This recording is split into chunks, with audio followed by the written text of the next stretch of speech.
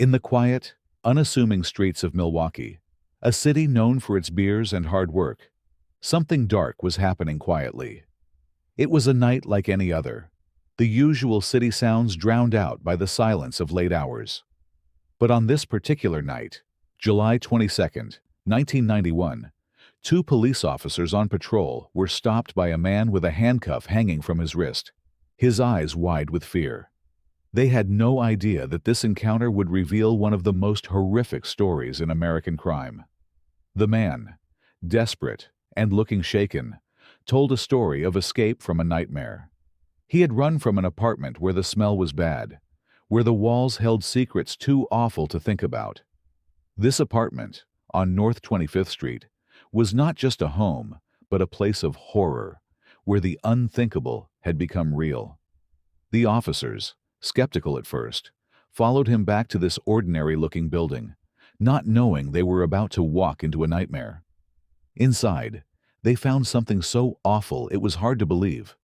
There were body parts kept in chemicals, skulls and bones laid out like some sick collection, and the smell of death everywhere. One officer, who had seen a lot in his job, found himself screaming, a sound he later realized was his own, shocked by the sight of human remains scattered like trophies. For 13 years, a killer had lived among them, his face just as normal as any neighbor, his smile as friendly as any friend. He had killed 17 young men, each life taken in a cold, calculated act. This man, who didn't hate anyone, was driven by dark urges that seemed to belong to another time, another world. His name, once said, would become a whisper of horror in quiet talks, a name that would haunt Milwaukee, haunt America. But who was this man? And what made him do these terrible things? How does someone go from a tough childhood to becoming a monster? This isn't just about his crimes. It's about a life that went wrong, a mind that wanted control through the worst kind of violation. Join us as we look into his story, from the boy who was curious about death to the man who became the Milwaukee Monster. Welcome to a story that takes us into the dark side, into the life of a man who made Milwaukee a place of terror. His story starts with what seems like an ordinary life, but one filled with neglect and drinking. But under this normal look, something much worse was happening. That night, in 1991, the world found out about the horrors Jeffrey Dahmer had caused. As we look into this scary narrative, we'll not just talk about his crimes, but also try to understand why he did what he did, how society let this happen, and what came after, leaving everyone thinking about what evil really means. This isn't just a list of crimes. It's about understanding people, about what happens when the line between normal and crazy gets blurry, and how one person's actions can leave a mark that lasts, creating a mix of fear and fascination. Jeffrey Dahmer was born into what looked like an average American family in Milwaukee, Wisconsin, on May 21, 1960. But his life was far from ordinary. When he was 6, his family moved to Ohio, seeking a fresh start. But what they found was more turmoil. His parents, Lionel and Joyce Dahmer, were often at odds, their marriage a battlefield of constant arguments. Young Jeffrey, caught in the crossfire, learned early on what it was like to feel ignored, to be the silent witness to his parents' discord. His mother, Joyce, suffered from what was described by those who knew her as erratic behavior, her emotional ups and downs creating an unstable home environment. Lionel, his father, was a chemist by trade, a man more comfortable in his lab than in the chaos of family life. Amidst this, Jeffrey grew up feeling like an outsider, not just in his own home, but among his peers as well. School was no refuge. Dahmer was the kid who didn't quite fit in. He was quiet, often alone, and when he did interact, there was an unsettling quality to his behavior. Friends from those days remember him as odd, someone who didn't share in the common joys or sorrows of childhood. When other kids got hurt or cried, Jeffrey would sometimes laugh, not out of cruelty, but out of a lack of understanding, a disconnect from the emotions of those around him. This was the beginning of his isolation, a loneliness that would grow over the years. As a young boy, he found solace in the woods behind his Ohio home, where he began to explore his fascination with death. It started innocently enough, with collecting insects, preserving them in jars filled with chemicals. But this curiosity soon turned darker. He moved on to fishing, not just for sport, but to dissect the catch, to see what was inside, to understand life by looking at death. His neighbors and childhood friends would later recall disturbing incidents. One boy stumbled upon a gruesome sight in those same woods: a dog, mutilated and nailed to a tree. This was Jeffrey's work, an early sign of a mind consumed by the anatomy of death, a mind that was beginning to see animals, and later humans, as subjects of his dark curiosity. As Jeffrey grew older, his isolation deepened. High school was a time of further retreat into himself, exacerbated by his growing dependency on alcohol. By his teenage years, he was coming to school with whiskey in his cup instead of coffee or tea, a behavior that raised eyebrows, but not enough concern to change his path. The breakdown of his parents' marriage in the summer of 1978 was a turning point. Jeffrey was torn between his parents, each trying to pull him to their side during their bitter divorce. This was when he graduated high school, a time when most are looking forward to the future. But for Dahmer, it was the beginning of a descent into a life where he was increasingly alone, left to his own devices, his own dark fantasies. This period of his life paints a picture of a young man shaped by neglect, by a lack of connection, by the early seeds of mental health struggles that went unaddressed. It was here, in these formative years, that the groundwork was laid for the horrors he would later commit. His curiosity about death, his isolation, his alcohol abuse. These were not just the signs of a troubled youth, but the early chapters of a story that would horrify the world. They were the first steps on a path that would lead Jeffrey Dahmer from the woods of Ohio to the nightmares of Milwaukee. By 1978, Jeffrey Dahmer's life had taken a dark turn. Fresh out of high school, he was left alone in his Ohio home as his mother moved away with his younger brother and his father, unable to cope with the family's disintegration, lived in a hotel. Alone, Dahmer drank to numb the loneliness, to quiet the voices of his own dark fantasies. It was during this time of solitude that Dahmer committed his first murder. On June 18, 1978, he picked up a hitchhiker named Stephen Hicks, a young man who, like many before and after him, was looking for nothing more than a ride. Dahmer, craving company, invited Hicks back to his house for drinks. But when Hicks wanted to leave, Dahmer couldn't bear the thought of being alone again. In a moment that would define his path, he struck Hicks with a barbell, strangled him, and then, in a macabre act, dismembered the body, dissolving parts in acid and scattering the bones in the woods behind his home, the same woods where he had once studied the anatomy of animals. After this, Dahmer tried to resume a normal life. He enrolled at Ohio State University, but his heart wasn't in education. It was in the bottle. His drinking led to his quick exit from college. With nowhere else to turn, his father urged him to join the Army, hoping it would provide structure and discipline. In 1979, Dahmer was stationed in Germany, but his drinking didn't stop. It only got worse. He was known to spend days in his room, drinking gin, barely eating, his life spiraling into chaos. By 1981, his alcoholism made him unfit for service, leading to his discharge. Back in the States, Dahmer was adrift. He spent time homeless in Florida before returning to Ohio, where his father, fed up, sent him to live with his grandmother in Milwaukee. Here, he managed to hold down a job at a chocolate factory, but his life was anything but sweet. His drinking continued, and he started to frequent gay bars, places where he could meet men without the scrutiny of his small-town upbringing. It was in Milwaukee that Dahmer's criminal activities escalated. He had learned from his first murder, becoming more cunning. His method was simple but effective. He would lure young men back to his apartment, offering them money for companionship or for nude photographs. Once there, He would drug their drinks with sedatives like Valium, rendering them unconscious.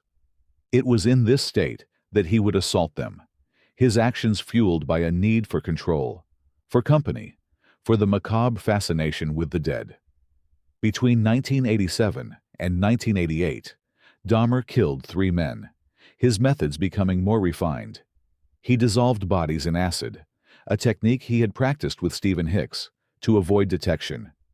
His grandmother, oblivious to the horrors in her basement, only noticed the foul smells, attributing them to something else. In 1988, Dahmer moved into his own apartment on North 25th Street, and his crimes escalated further.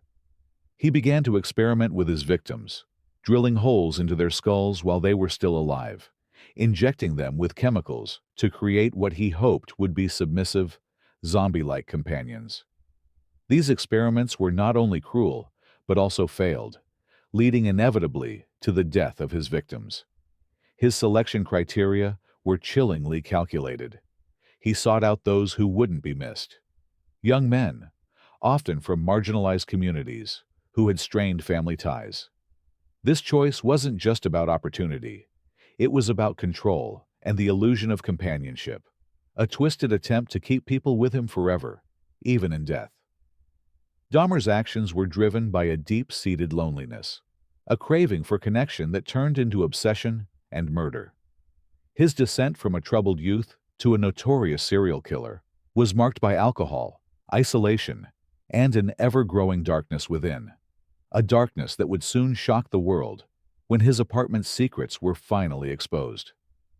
Jeffrey Dahmer's methods were as cold as they were calculated. He preyed on young men, often from the gay community, luring them with promises of money, drinks, or the chance to pose for nude photographs. His apartment became a trap, a place where he could enact his darkest desires in privacy. His routine was chilling in its simplicity. He would offer his victims a drink, one laced with sedatives like Halcyon or Valium. Once they were unconscious, he could do as he pleased without resistance. His control over his victims didn't end with their consciousness. It extended into death. Dahmer's crimes were not just about ending lives. They were about possessing them. He kept skulls, bones, and other body parts as trophies, arranging them in his apartment like some grotesque gallery. His necrophilic behavior wasn't just an act. It was a compulsion, a way to keep his victims with him, albeit in death. He would have sex with the corpses, his actions driven by a twisted need for intimacy that only death could fulfill. One of the most disturbing aspects of Dahmer's crimes was his attempt at creating zombies. He would drill holes into the skulls of his semi-conscious victims, injecting them with acid or boiling water, hoping to turn them into compliant, submissive beings. This was not just murder.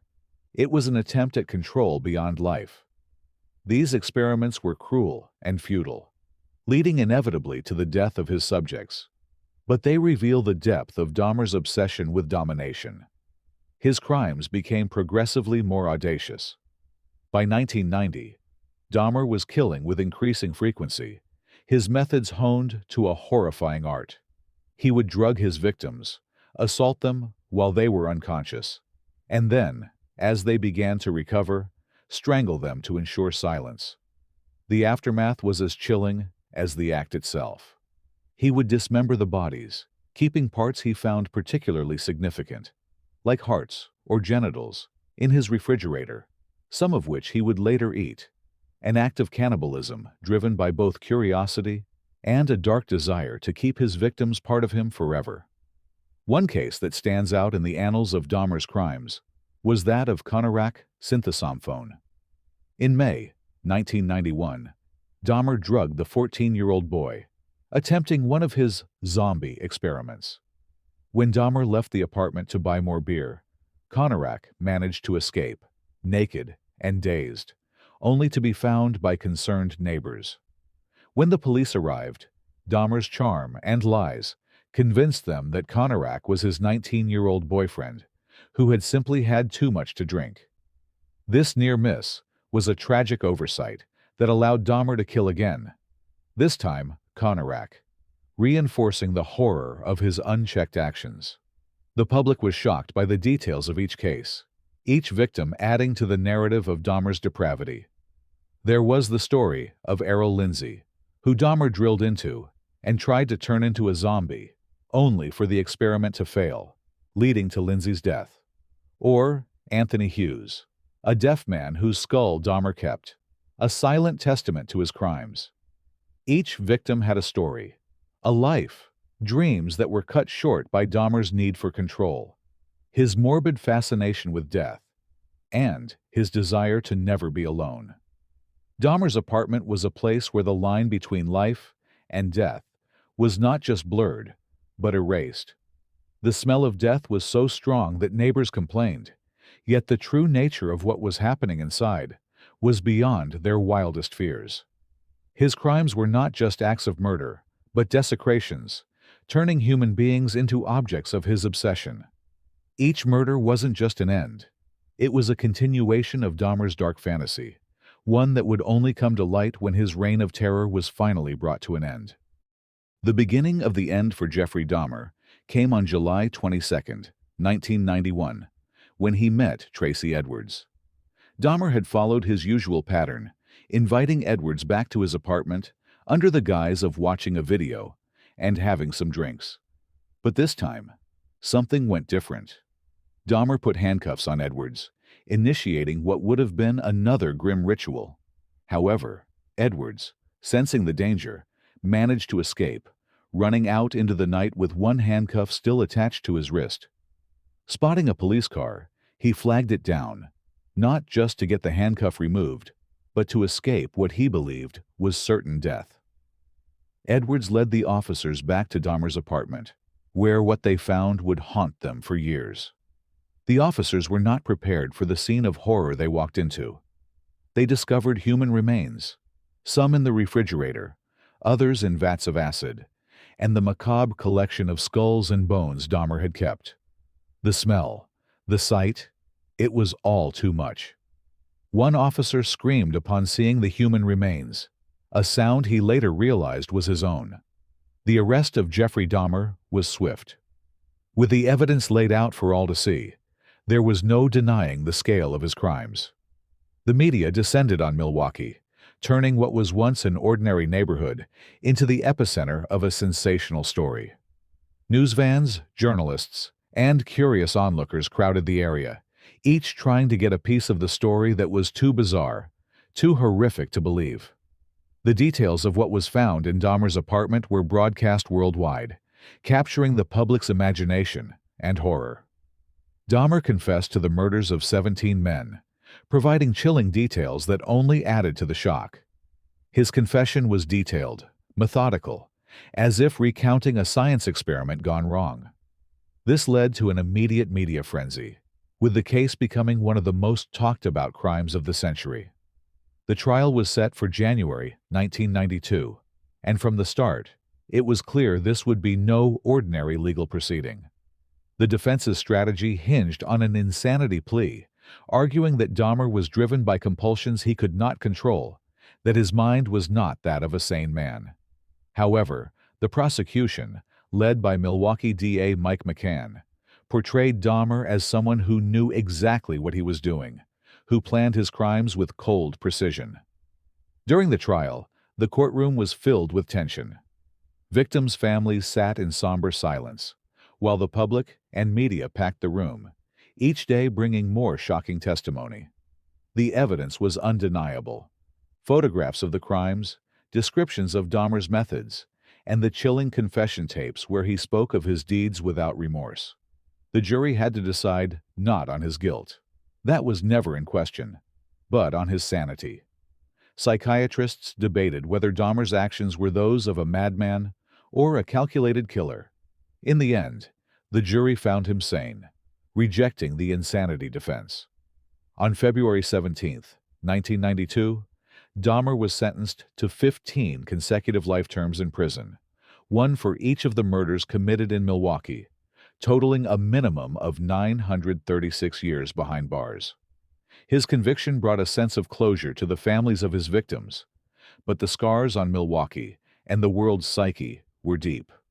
The apartment where so much horror had unfolded was eventually demolished, an attempt to erase a physical reminder of the terror that had lived there.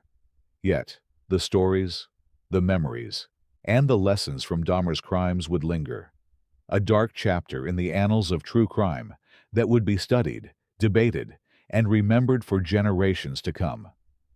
To understand Jeffrey Dahmer's actions, we have to look into the mind of a man who committed acts so horrific they challenge our understanding of human behavior. Experts have pored over Dahmer's life, trying to piece together how he became the monster he was known as. At the heart of his behavior was a deep-seated need for control. Dahmer's life was marked by a lack of it, from his chaotic childhood to his inability to form meaningful relationships. This need for control extended into his crimes, where he dictated every moment, from the seduction to the final act. His method of drugging his victims wasn't just about subduing them. It was about ensuring they were under his complete command, even in their last moments. Necrophilia played a significant role in his actions. This wasn't about love or affection, but about possessing someone in a way that living interaction could never allow. His victims, in death, became his to manipulate, to dress, to pose, and to keep. His apartment wasn't just a crime scene. It was a macabre museum where he could revisit his conquests. The question of sadism is also central. Was Dahmer a sadist? Someone who took pleasure in the suffering of others? His actions suggest a certain level of sadism, but it was more complex than that. His enjoyment seemed to stem not from the act of killing, but from the control, the ownership, and the aftermath. The dismemberment, the preservation of body parts. These were not acts of quick violence, but of prolonged, calculated engagement with his victims after death. Psychologists and criminologists have debated whether Dahmer was insane or simply evil. The insanity defense during his trial focused on his compulsions, his inability to stop, suggesting that his actions were driven by mental illness beyond his control. But the prosecution argued that his methodical planning, the lengths he went to cover his tracks, and his calm demeanor in confession indicated a chilling rationality, a choice rather than a compulsion. Dr. Park Dietz, a forensic psychiatrist who testified in Dahmer's trial, described him as having paraphilias, specifically necrophilia, but not the kind of psychosis that would qualify for legal insanity. Dahmer knew what he was doing was wrong. He knew the consequences, yet he chose to continue. This suggests not insanity, but a profound moral disconnection, a capacity for evil that was chillingly clear. Dahmer's own words in interviews and his confession paint a picture of someone aware of his sickness, perhaps even seeking help, but ultimately succumbing to his dark urges. He spoke of his loneliness, his fear of being alone, which drove him to keep his victims with him in the only way he knew how, through death and dismemberment. This wasn't the ranting of an insane mind, but the confession of a man with a twisted logic to his madness. The psychological profile of Jeffrey Dahmer is a study in contrasts. A man who could appear normal, hold down a job, and yet harbor such dark secrets. Was he insane? Or was he an example of calculated evil, where the mind understands the morality, but chooses the path of darkness? This question remains open, a debate that continues to fascinate those who study the depths of human behavior. Dahmer's case challenges us to look at the thin line between mental illness and moral choice, between the human capacity for love and the potential for the most profound acts of horror. Jeffrey Dahmer's crimes left an indelible mark on society, reshaping how we view serial killers and the very nature of evil. His case became a cornerstone in true crime culture, not just for the horror of the acts committed, but for the questions it raised about human psychology, law enforcement, and justice. The sheer brutality and the methodical nature of Dahmer's murders sparked a public fascination with understanding the mindset of serial killers. Documentaries, books, and series have since delved into Dahmer's life, trying to dissect what made him tick, how he could live among us undetected, and what society might do to prevent such horrors in the future. His story has become a cautionary tale, a study in the importance of mental health awareness and the dangers of ignoring signs of deep-seated psychological issues. Dahmer's case also prompted a re-evaluation of police procedures, especially in how missing persons reports are handled and the biases that can lead to tragic oversights. The near-miss with Konarak Synthosamphone highlighted racial and social prejudices that affected law enforcement's response, pushing for reforms in how victims from marginalized communities are treated. In November 1992, the apartment where Dahmer committed many of his crimes was demolished. This act was not just about erasing a physical structure, but symbolizing the community's desire to move beyond the horror, to reclaim the space from the shadow of fear it had cast. The demolition was a statement of healing, an attempt to close a chapter on one of the darkest periods in Milwaukee's history. Yet, the legacy of Dahmer's crimes persists. They continue to influence criminal psychology, with experts using his case to explore the motivations behind serial killing, the impact of childhood trauma, and the thin line between sanity and insanity. His name has become synonymous with the depths of human depravity, a reminder of what can happen when psychological issues go unchecked, and when society fails to recognize the signs of a predator in plain sight. The study of serial killers has evolved, partly because of Dahmer's crimes. There's now a greater focus on understanding the behavioral patterns, the psychological makeup, and the societal factors that can contribute to the making of a serial killer. His case has also led to discussions about the ethics of capital punishment, given that Dahmer, sentenced to life, was killed in prison rather than by the state.